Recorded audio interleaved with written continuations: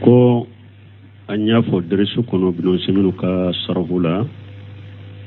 a ko ni mɔgɔ min taara kuranna kala kaburuw la n'a bɛ e kɔnɔ ko kuranna kala kaburu la damana fasamantiya b'a ye ka tɛmɛ yɔrɔw tɔ kan a kɔnnen don i bolo bon ko ni mɔgɔ dɔw ka ma sisan ne bɛ taa kuranna kala kaburu la n ka su ye pour a baraji de ka se n ka su ma mais ne ka laɲini tɛ ko kuranna kala kaburu la fasamantiya b'a ye an b'o jaabi cogo di an b'o tigi jaabi k'a fɔ ye min kɛ bidiya dɔn ciden ko man ahdasa fi amrina haja ma laysa minhu fa huwa raddu ciden ko diina min filɛ nin ye ni mɔgɔ min ye ko kura dɔ la min ta a kɔnɔ a bɛ sagi ma hadisa na cogo dɔ la man amila amala laysa alayhi amruna fa huwa raddu ni mɔgɔ o mɔgɔ ye baara kɛ baara min ni ciden ka ɲamariya tɛ a ka i ka baara bɛ sagi ma donc a ma sabati ciden mɔrɔ a ma sabati sebaw bolo a ma sabati taabinaw bolo a ma sabati taabinaw bolo k'u tun bɛ taa kuranna kalaw ka su ye kaburu kan ka ne baraji ka s'a ma o ma sabati u bolo bidiya do et puis ciden ko su fatulen kɔfɛ min b'a nafa o ye duwawu de a ko iza mata ibnu adama inqata amalu illa min salas a ko ni hadamaden sara ka bɔ diɲɛ kɔnɔ a ka baaraw bɛɛ tigɛra ni sabate a b'o saba kɔnɔna na aw waladu salihu yad'u lahu ou bien n'a ye den ɲumatɔ n'a bɛ duwawu k'i ye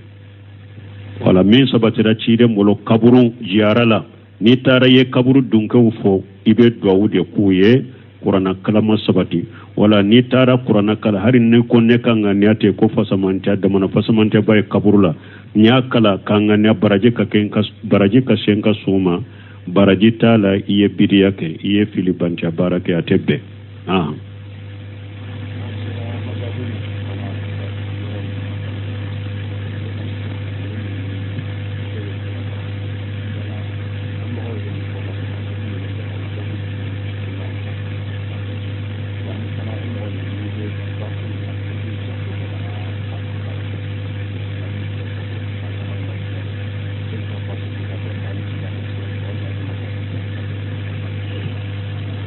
bon ko an ye majahabu ta min fɔ bon ko dɔɔnikɛbaw ye mun fɔ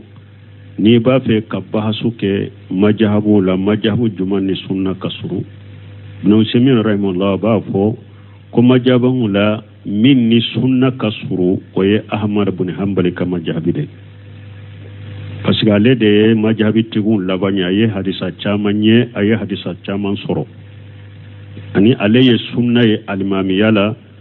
ala yala jarabi ka mihina munun kɛ n'a ye sabati munun kɛ majabu la min ni sunna ka suru e Ahmad ibn Hanbal majabi ibn Usaymin ko ni mɔgɔ min b'a fɛ ka don majabi la ka majabu min sɛgɛsɛgɛ k'a ka kumaw ta ka baara kɛ n'o ye a ko Ahmad ibn Hanbal ka majabi b'o de sugantiya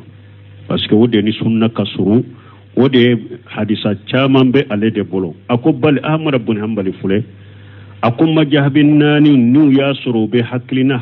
kan i b'a sɔrɔ Ahmada ka kuma dɔ b'a kan tellement que Ahmada ka tile la a ye yiriwali sɔrɔ hadisa la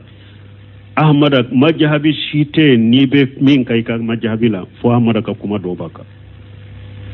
Ahmada ka kuma dɔ bɛ majahabi bɛɛ Ahmada i bɛ hakilina min ka i ka majahabi la i b'a sɔrɔ Ahmada ka kuma bɛɛ b'a kan tellement que ale yiriwala bahasu la ni a yiriwala delilaw sɔrɔli la wala majahabi min ni sunna ka surun n'i bɛ sɛgɛsɛgɛli kɛ ka banba kan u ye Ahmad ibn Hanbali ka majahabi de fɔ bon ko kalanden ko ni e filanan ye ni e bɛ bahasu kɛ ewa komi maliyɛnw bɛ majahabi malika de kɛ e bɛ bahasu kɛ maliki majahabu ewa dɔrɔn de kan u bɛ majahabu tɔ bɛ e bɛ majahabi min kan u bɛ o majahabi bɛ jamana min kɔnɔ u bɛ majahabi min kan e ka bahasu i ka usulu i b'u olu ɲini k'o bahasu a ka majahabi ka mɔgɔ tasaraw la misali la tuma min Abdul Muhsin Qasimu fana y'o fɔ a ye mɔgɔw bila ka taa kitabu minnu ma kalanden n'u b'u kala u b'u nafa ko i bɛ jamana min na i bɛ yɔrɔ min u ka majahabi bɛ min kan u bɛ olu ka mɔgɔ tasaraw kala tuma min a ye tawsiriw fɔ a ye akida kitabuw fɔ anana fiqhu la ako fiqhu fana la ebe jamana minna aka majhabi we munya abu uka muqtasaru qala aye maliki ka majhabi muqtasaru kitabu nyuma juman fola o ye muqtasaru khalil ako wala niye maliki ya fana de ebe ka jamana la muqtasaru khalil ikanka o fana kala pour iki ka majhabu don mais min ye delila koye min ye delila kode ika batola ube ni be nyinin kali jabu ni fiunke ibe o nyini qur'ana ni sunna de la ite dilo majhabi la wala ibe dilo qur'ana ni sunna de la bila dilla fa in tanaza'tum fi shay'in farudduhu ila Allah wa rasuli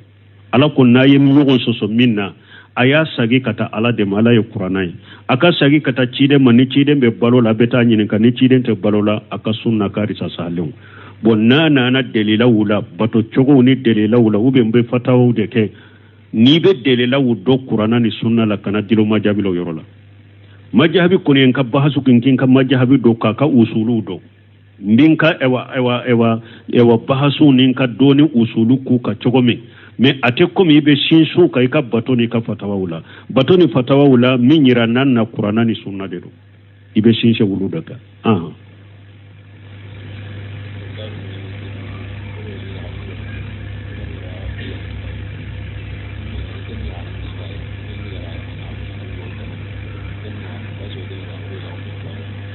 bon kotu ewa anye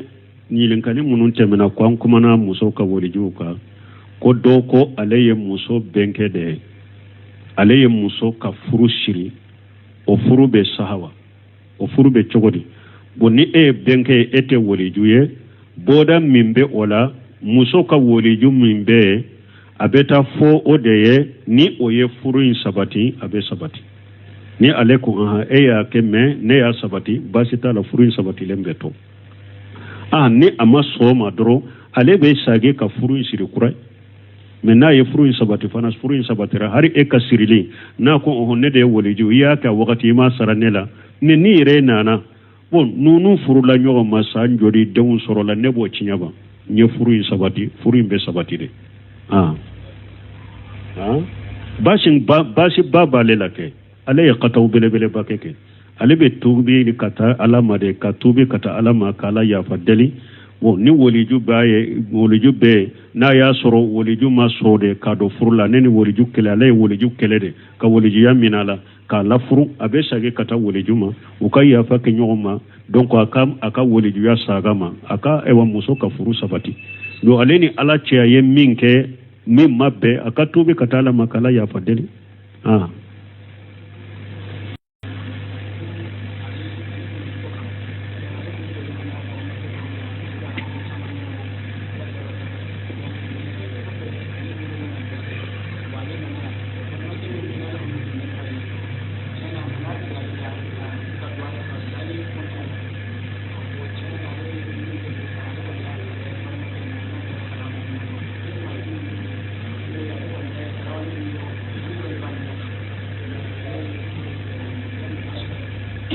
bon kodo ko kale to kofe ale balimake do be ale de alata kofe ale de tumbe jona ka ko be ka financer ka deme comme tumami ale bolo lankolo nyana anana jamana in kono ale tumbe nyumanke balimake minye ko ode ye juguya ta kale segre donc ka tige kabo ale la mo kon ale fana ya yere tige kabo ala ni foli dronte ko obe chogodi ambe min fo yi kanyuma minke yi ki dusun kala si yi kanyuma ke alade ni ale ma do kera fisru waliye aka fisru waliye junubu baleka me to suru hari ni eka fantani ka bololan kolo min nana ebe se kanyuma kaye akana da foli droma hari foli kata boala to fanga ube ni komi mba boloka faraka kake ishe ko be fengo fe na hari bi akaye ekana wule anofe شيدن كو ليس الواصل بالمكافي ولكن الواصل أن يسل من قطعك شيدن كو سينجي تغوتي نيغون سراي دي أبي نيومان كيني مبا كاي أي سنجي تغون ناتي فانا بي سنجي تغون ناتي نمي مكوتي نبولو مكوتي بولو نمي انتنا نفونتي تيتي فو شيدن كو تي سينجي تغويري أكو سينجي تغويري دافلنا حقيقي مين يري مين بي انا تيه تيغي مين بي سينجي تيغي انا تيه باتو abe kojugu fo ebe kojugu ke ela ebe nyuman kai abe kuma jugu fo ebe kuma nyuman fai abe sinji tige na ci aba yere tigela ebe yere gerala ebe dola ninde ye sinji tuwe do de la kanama fana ko cide ma ko balima ube ne bolo nebe nyuman ke ulu ye ulu be juguman ta kan segere nebe nogo yake uluma ulu be gele yake neka awa cide ko iya fo chogomi nibo o chogodela eka kontene tala mi abe komi bugurunje kalama ibake ko ode suru kaye mana nube junubu soro ewa kito nin chogola fana ede be nyumanke kata nyuman takulu segere ulu be juguman taki segere kuma nyuman be fuye bo kuma jugu kila ebe ewa no yake katuma ulu be gele yawre taka segere kito nin chogola fana badala be ede tauka bada ala be ede ta usanfe et puis ube junubu min soro ni ebe aka kuka hake doma nu ulute eka hake dima a junubu abe komi bugurunje kalama ibake ko de suru kai wala ambe min foy kani yere tige kabwala ni foy ebe seka fengo fen kai akai donc aka fisrun waliya torana junuba le yere kai ah ah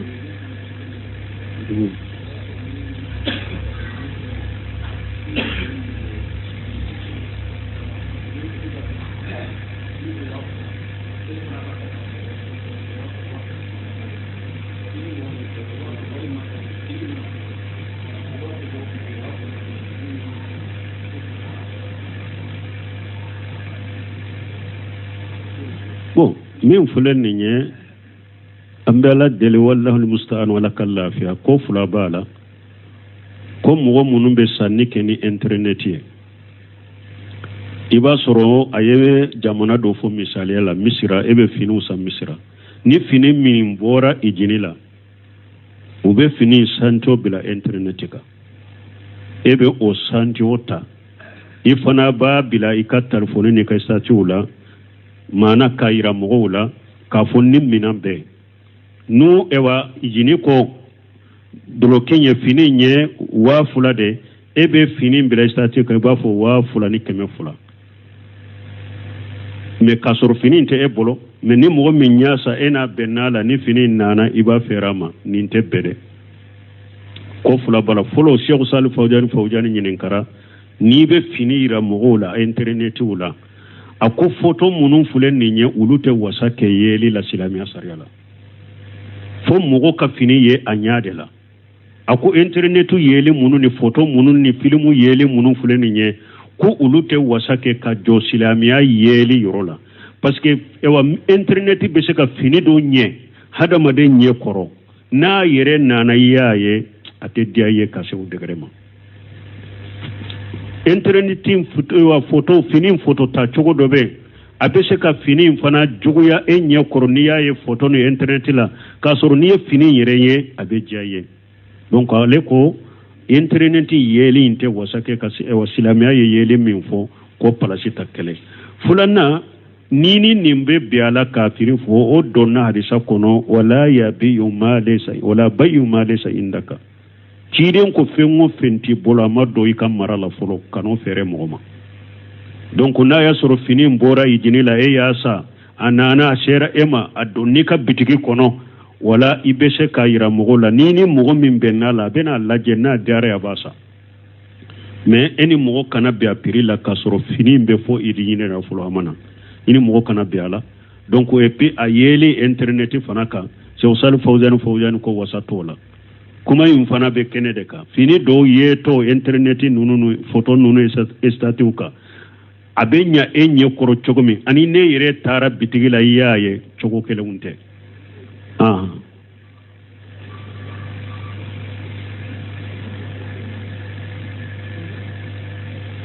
wa alaykum salam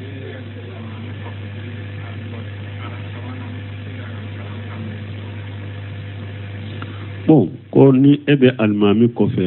aran sabana eta kala kame obe chogodi basi te ka salila ni an inyabe almami la kaba ube inyabe jamala kaba nu birila yebado ni wulila yebado be misiri kelen kono basi tala mikoro de resusa na be me sino folola misiri kono ni mukro tunte wakati misiri kabo be tunte alimami kamme ne alimami koni bangeli ne doni ke ba ko sallim min ka bange uko bangeli min wajibre e ka danye munye e yere ki ka kalan kamme ni alimami koni salli fo salminu yoro min kan ka bange aya bange bangeli la bangeli mi ayere tilo ba kalan kanna ube mo munum be aran folo le tilo ba kalan kanna bangeli kera donc aka salli kany hari ne e ma men foite ka salli la ha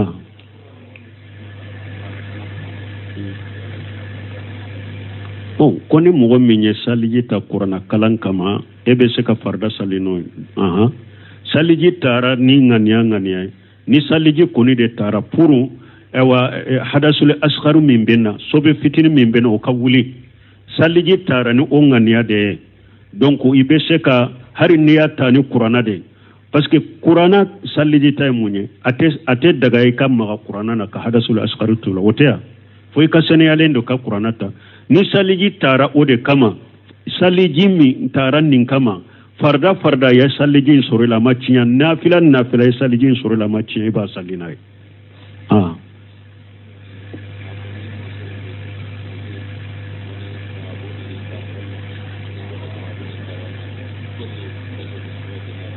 saraga bo sugu juma bon ko ka fo misiri la ko saragati bo juma do saragati bo ben fe nka so ube sibido saragati bo ben fe nka so na ya soro tile saba saragati bo de do ube tile wolon fula saragati bo ube tile binani saragati bo minye bidaye doro na ya soro odo o ye haramu yo bidaye o fo yorote misiri ate daga ka fo misiri kono saragati bo ye bidiya de ate daga ka fo misiri me korola o na ya soro e yere de ba fe ka bonya de ko hada madenw ye ka fantanw la dumuni awo e ko mi mo bena misiri la imma ina dumuni tobe kanati misiri la fantanw na dun ube yiko aya fo misiri kono ka fo alhamdulillah dumuni do tobe mba fe ka fantanw la dumuni mogo munu nye fantanw yo mako be dumuni la ukanen ka so ka dumuni ke ni baraji nyini do ini alache ani fantanw la dumuni do bashi tola me bidiya saragati bo kana fu misiri kono ha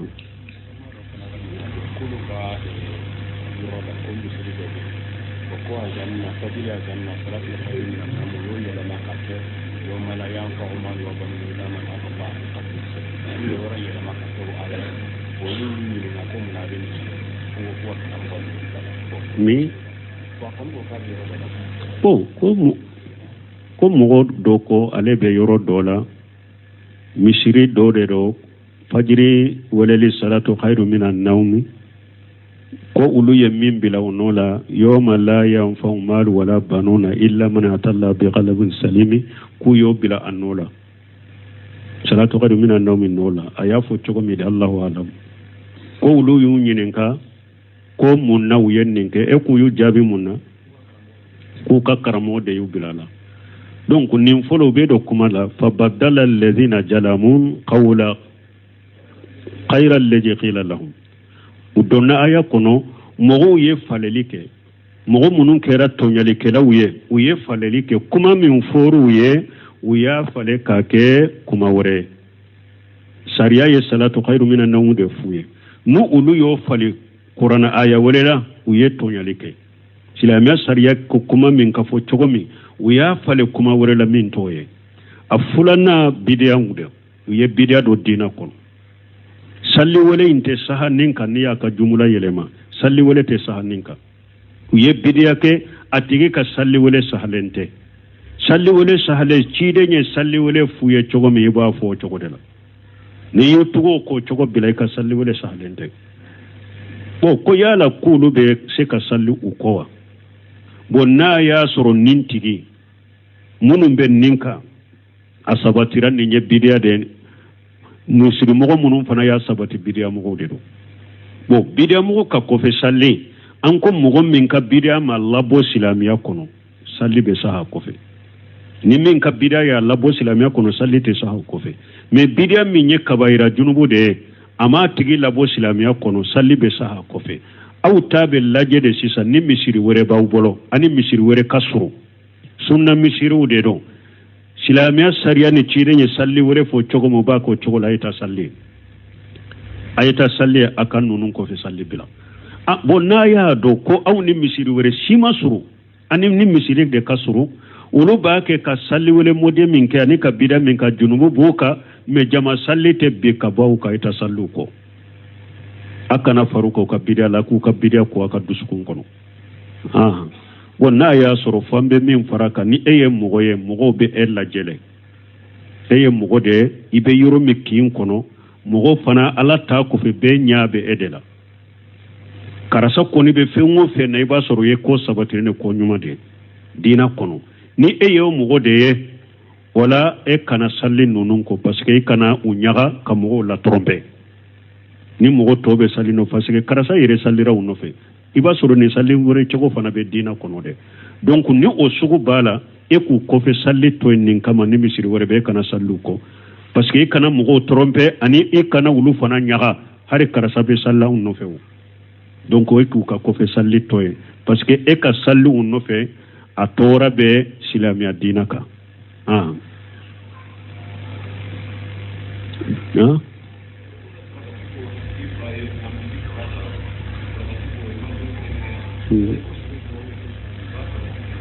bo ko ka sarakati bo ifaye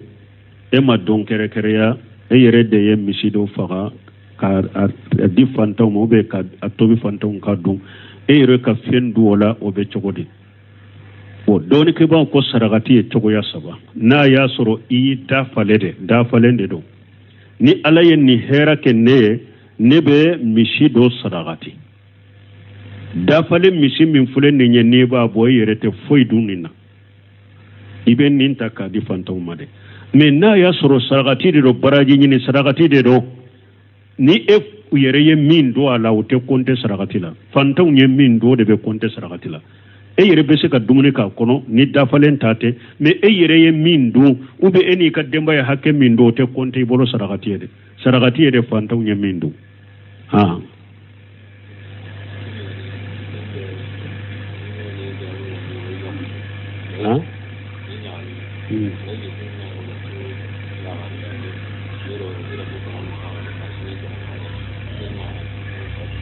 Tidak mana ya?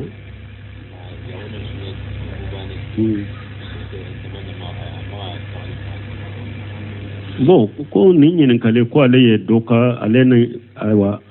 akoroke ka demuso ote ko ulu denwa a cemaw na musomaw do tun kan ka furu wakati dola ale yo wakati ya garuya u ka do kono kunu be ka furu ka ke ɲɔgɔn fɛ o be cogo de bon minnu ka furu ya garuya ran minnu mako b'u ka musow la n'a y'a sɔrɔ a t'u degu a t'u tɔɔrɔ a t'u degu u be bɛn n'a kan a ye wakati min fɔ baasi t'a la o be ko nɔgɔya n bɛ kan baasi tɛ nin ko sugu la fɛn tɛ ninnu na سبحانك اللهم وبحمدك اشهد ان لا اله الا انت استغفرك واتوب اليك ko anya fo dresu kono bino seminu ka sarfula akoni mo min tara qur'ana kala kaburula na be e kono ko qur'ana kala kaburula damana fasamantiya baye kateme yoro toka akonendo ibolo bon koni mo do kam masisa nebeta qur'ana kala kaburula nka suye pour abaraji de ka shenka suma menne kala nyinite ko qur'ana kala kaburula fasamantiya baye ambo jabi chogodi ambo tigi jabi ka foye minke bidiyado ciden ko man ahdasa fi amrina haja ma laysa minhu fa huwa raddu ciden ko dina min fulenenye ni mogo minye ko kura dola minta akona be shagima hadisan na togo dola mane amila amala laysa alayhi amruna fa huwa raddu ni mogo ye barake bara min ni ciden kan nyamariate akai ka bara be shagima donc ama sabati ciden moro ama sabati sheba bolo ama sabati tabina bolo ama sabati tabina bolo ku tumbeta qur'ana kala ka suye kapurna kanga nya baraji kasama ko ma sabatu bolo bidiyado e peciden ko su fatulen ko fe mimba nafa o yeddo awde ako izama ta ibn adam in qata malu illa min salas akone hadamaden sara ka bo jiyan kono aka baaraw be tigara ni sabate abo saba kono nanda aw waladu salihu yadu lahu ube na ye denyuma to na be do ukiye wala min sabate da cide molo kaburun jiarala ni tara ye kaburu dunka fo ibe do de kuye qur'ana kalama sabati wala ni tara qur'ana kala harin ne ko ne kanga ne ate ko fasamanta da mana fasamanta bay kaburula nya kala kanga ne baraje ka ken kas baraje ka senka suma baraji tala iye bidiyake iye filibanta barake atebbe